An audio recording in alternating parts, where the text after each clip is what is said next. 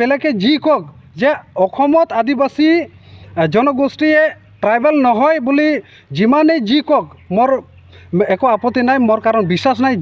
যি লগত আমি একৰ্ড কৰিছোঁ সিটোৰ ওপৰত আমাৰ বিশ্বাস আছে যে আমাৰ ট্ৰাইবেল অসমত হ'ব, সেইটো একদম 100% বিশ্বাস আছে। আজি নহয় কালি হ'লে আমাৰ ইমপ্লিমেণ্ট কৰিব ট্ৰাইবেল বিলখন। মানে আজি আমাৰ ঐতিহাসিক দিন আৰু বহুত আনন্দী, কাৰণ আজি আমাৰ 2005 চনত আমাৰ সংগঠন আদিবাসী পিপলছ আৰ্মিটো জন্ম হৈছিল। জন্ম হোৱাৰ পিছত আজি 2012ত চৰকাৰৰ লগত আলোচনা কৰাৰ চিজফায়াৰত আহিলোঁ। এতিয়া সেইটোৰ পিছত চৰকাৰৰ লগত আলোচনা কৰাওঁতে 2022 15 ছেপ্টেম্বৰত আমি শান্তি চুক্তিত পাঁচটা সংগঠন চমুকৈ 8টা গ্ৰুপৰ আমি অসম চৰকাৰ আৰু চেণ্ট্ৰেল চৰকাৰৰ লগত শান্তি চুক্তি কৰিলোঁ।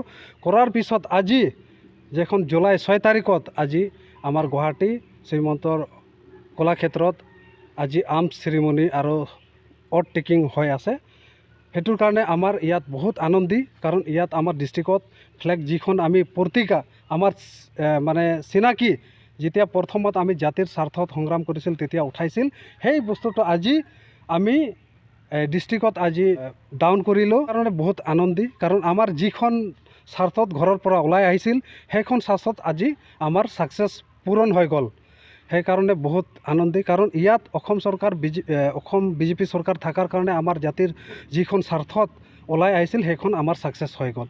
সেইকাৰণে মই বিজেপি চৰকাৰক বহুত ধন্যবাদ জনাইছোঁ আপাৰ তৰফৰ ফালৰ পৰা।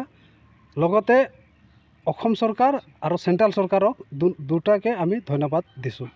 মেইন উদ্দেশ্যৰ দাবীটো আছিল আমাৰ আদিবাসী অসমত ট্ৰাইবেল হ'ব লাগে, কাৰণ ট্ৰাইবেল আমাৰ বিশ্বাস আছে।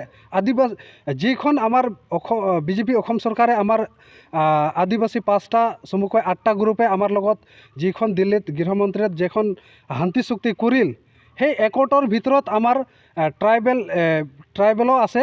সেইটোৰ কাৰণে আমাৰ মানে বিশ্বাস আছে যে আদিবাসীয়ে বিজেপিয়ে আমাৰ সেইখন একৰ্ডৰ দফাটো ইমপ্লিমেণ্ট কৰিব বুলি আমাৰ আশা আছে।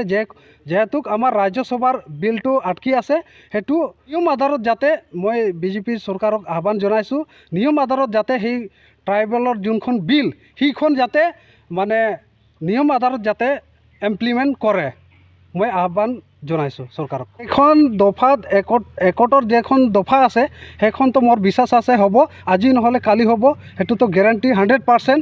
সেইকাৰণে মোৰ বিশ্বাস আছে বিজেপি চৰকাৰ সেইখন আমাৰ কৰি দিব। যিমানেই বেলেগে যি কওক যে অসমত আদিবাসী জনগোষ্ঠীয়ে ট্ৰাইবেল নহয় বুলি যিমানেই যি কওক মোৰ একো আপত্তি নাই, মোৰ কাৰণ বিশ্বাস নাই। যি লগত আমি একৰ্ড কৰিছোঁ সিটোৰ ওপৰত আমাৰ বিশ্বাস আছে যে আমাৰ ট্ৰাইবেল অসমত হ'ব, সেইটো একদম 100% বিশ্বাস আছে। আজি নহয় কালি হ'লে আমাৰ ইমপ্লিমেণ্ট কৰিব ট্ৰাইবেল বিলখন। এইটোৱে ক'ব বিচাৰিছোঁ, কাৰণ আজি চাওক আমাৰ ইমান দিন হ'ল আজিলৈকে সংগ্ৰাম কৰি আছোঁ, এতিয়ালৈ ছাকচেছ হোৱা নাছিল। যেতিয়া বিজেপি চৰকাৰ অহাৰ পিছত আমাৰ আদিবাসী যিখন সংগ্ৰামৰ যিখন মূল দাবী, যিখন আমাৰ দাবী আছিল, সেইখন আজি দেখা পালোঁ আমাৰ দাবীটো পূৰণ হৈ গ'ল। সেইকাৰণে মই বিজেপিক বহুত ধন্যবাদ দিছোঁ, কাৰণ অহা দিনত যিখন আহি আছে 24ত মই নিজে উঠি পৰি লাগি পেলাই মই বিজেপি ছাপোৰ্ট কৰি পেলাই মই জিতাম। শোণিতপুৰ হওক, ওদালগুৰি হওক, কোকৰাঝাৰ হওক, নাই BTC হওক, নন BTC হওক, আমি আমাৰ কাৰণে যিহেতু বিজেপি চৰকাৰে অসমত 75 বছৰৰ পিছত আদিবাসী এটা পৰিচয় পালোঁ, সেইটোৱে বহুত আনন্দ। সেইকাৰণে মই বিজেপিৰ কাৰণে কাম কৰিম, আৰু যিখন এতিয়া 2024ত আহি আছে উঠি পৰি আমি লাগি যাম, নন BTC হওক আৰু BTCত হওক।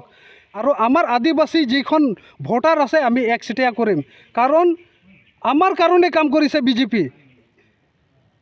75 বছৰ আমাৰ এটা পৰিচয় পালোঁ, তাতকৈ আমি কি আনন্দ। আৰু মানে মই নিজৰ ইমান ভাল লাগি আছে, সেইকাৰণে মই বহুত ধন্যবাদ দিছোঁ। আৰু সিহঁতৰ কাৰণে মই বহুত কষ্ট কৰিম। 2024ত আমি BTCত ওদালগুৰি, কোকৰাঝাৰ, শোণিতপুৰ নন BTCত আমি উঠি পৰি লাগি পেলাই আমি বিজেপি জয় কৰি দিম।